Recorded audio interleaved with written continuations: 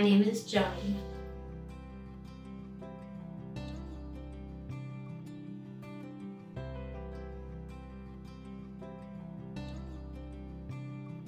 In July of 2020, I was on a bike ride with my husband and my daughter. And this was a simple bike ride, and I heard like this weird thing in the side of my neck. And I tried to push it down, and I thought, okay, this isn't going right. And I got off my bike and I called out to my family, and they turned around, and then things started spinning like I can only imagine that, like a amusement park ride. And I got really dizzy and I threw up, and my daughter called 911. And then I spent 20 days in ICU because I'd had a subarachnoid hemorrhage.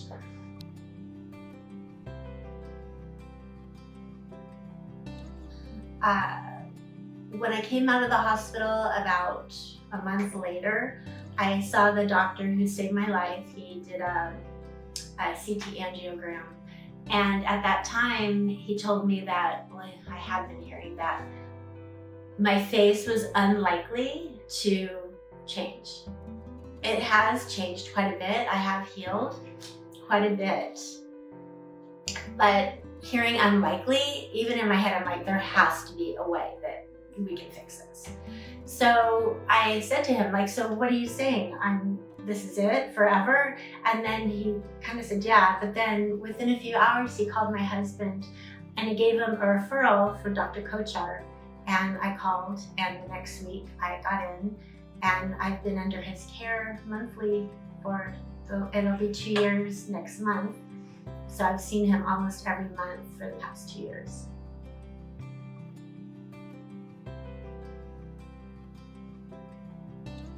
Well, at the hospital, messages came in slow. It was COVID, it was lockdown. I didn't see my family.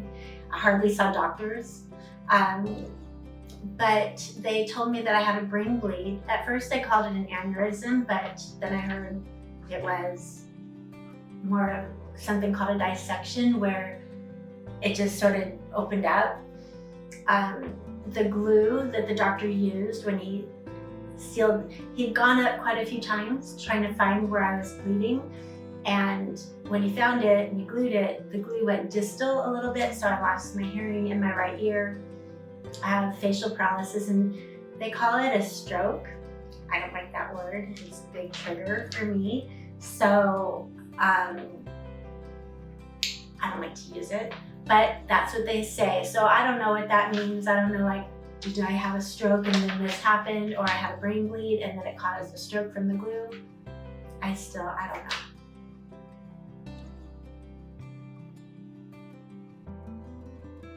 Well, in the hospital, there weren't really mirrors, so I couldn't see my face. And when the nurses would come in and they'd say, smile, and I'd smile, I really didn't realize how awful my half smile looked until later.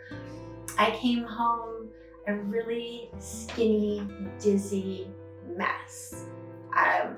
And the bed from the hospital was terrible. Gave me really bad sciatica. So I spent a lot of time on the couch to my bed for the first month, and then I started seeing someone. He's like, you need to walk more. And when I did, my healing really improved a lot from walking. My vision improved. When I saw Dr. Kochhar, he set me up with audiology. So I had an extensive hearing imbalance test and concluded that I don't hear out of my right ear. But I'm not so dizzy really anymore. Like, if I had known that I would feel as good as I do right now, back then, I think I would have relaxed more or rested more. But because I was like a drunken sailor for a long time. And it was weird because it was like my head led me. My head was really heavy and it just led my body. But now it's better.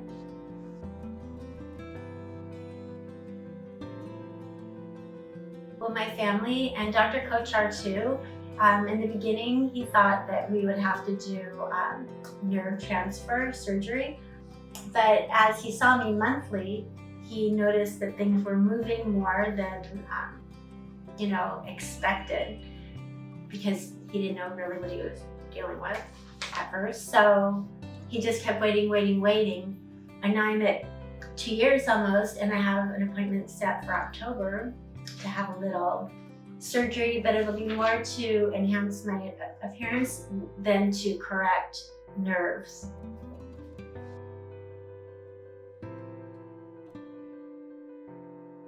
Dr. Kochhar, after what happened, my eye was just on high beam. It didn't close. So I had an external eyelid weight that I would use, and Dr. Kochhar introduced me to Dr. Krause, who's also at PNI, and he worked his magic and did this great surgery so that I don't need to wear an eyelid weight implanted or external.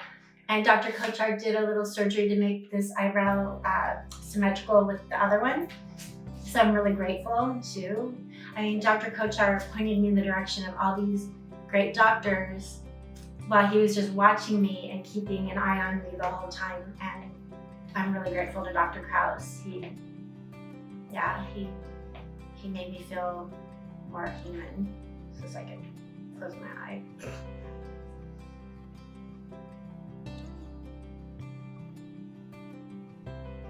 I feel good. I feel good inside, and then sometimes I'll catch myself in the mirror and I'm like, oh, but compared to how it was, and Dr. Kochhar, he puts like a little Botox right here, so it helps make my mouth more symmetrical, which helps me because, I was able to hide behind COVID this whole time with a mask, and now it's kind of masks off and I have to deal with it. So I'm really happy that, he's been taking care of me and my progress. Yeah, I'm looking forward to October.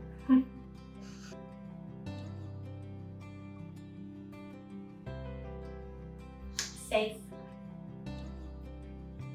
Yeah, I've been thinking about that question, and I think safe or comfortable. I don't know which one I prefer. I feel safe because I don't feel like Dr. Kochhar has taken this so slow for me, because in the beginning, like I said, it was like, oh, we're gonna transfer, stuff to make things move, nerves. And he could have done that, but he waited because he saw me every month and he kept me close. And I really appreciate that. I feel safe knowing that I'm in good hands.